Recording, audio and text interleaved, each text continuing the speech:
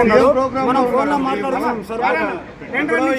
ఈ యొక్క ధర్నా శిబిరాన్ని ఉద్దేశించి మన యొక్క ఎస్సీ ఎస్టీ ఉపాధ్యాయ సంఘం జిల్లా అధ్యక్షుడు రాజ్ నాయక్ గారు మాట్లాడాల్సిందే కోరుతున్నాను.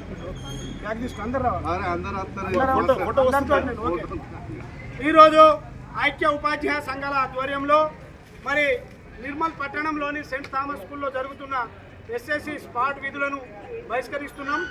గౌరవ ఉపాధ్యాయ సంఘాల నాయకులు శంకర్ సార్ గారు, రవి సార్ గారు, చారి సార్ గారు, దర్శనం దేవేందర్ గారు, అదేవిధంగా అశోక్ సార్ గారు, మరియు హరిప్రసాద్ గారు, మషియుద్దీన్ సార్, మొత్తం మీద ఈ రాష్ట్ర ప్రభుత్వం గౌరవ డిఓ గారి ఆధ్వర్యంలో గత సంవత్సరంలో చేసిన మా విధులకు సంబంధించిన సెన్సెన్స్ డబ్బులు కానివ్వండి, ఈ నిర్మల్ లోపల ఎస్ఎస్సి స్పాట్ నిధుల యొక్క విషయంలో చాలా నిర్లక్ష్యం కారణంగా చాలా జిల్లాల్లో ఇప్పటికే చెల్లించబడ్డే పైసలు మన జిల్లాకు వచ్చేసరికి సెన్సెస్ డబ్బులు రావు, స్పాట్ వాల్యుయేషన్ డబ్బులు రావు. కాబట్టి అన్ని ఉపాధ్యాయ సంఘాలు కలిసి సోదరులకు మరియు ముఖ్యంగా మన ఉపాధ్యాయులకు ఇంత ఎండల తీవ్రత ఉన్నా మనం గత 5 రోజులుగా ఈ యొక్క విధులను నిర్వహిస్తున్నాం.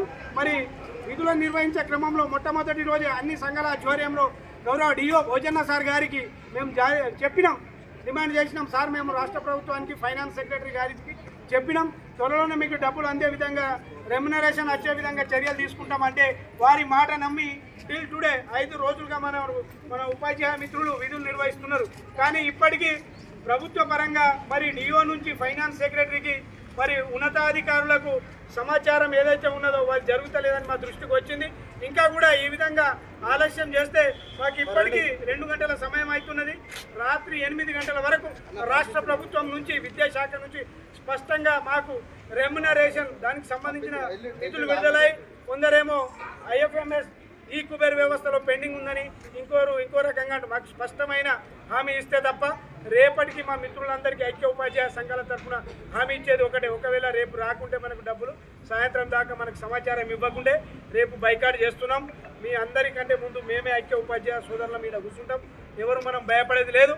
మన హక్కుగా చేసిన మన యొక్క కష్టాన్ని మనం చేసినాం కాబట్టి మనకు రావాల్సిన న్యాయపరమైన మనకు అమౌంట్ రావాల్సిన ఉన్నది. అదేవిధంగా మనము సమగ్ర కుటుంబ సర్వే చేసినవి కూడా మొన్ననే పేపర్లో చూసినాం. ₹1,00,00,000 ₹1,00,00,000 నగదు మనకు చెల్లించవలసి ఉన్నది. అది 1,80,00,000 నగదు ఇప్పటిదాకా మనకు చెల్లించలే.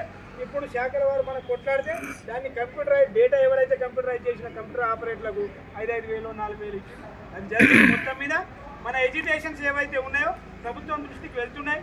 కాకుంటే తక్కువ రెమ్యునరేషన్ వాళ్ళకి ఇచ్చిరు.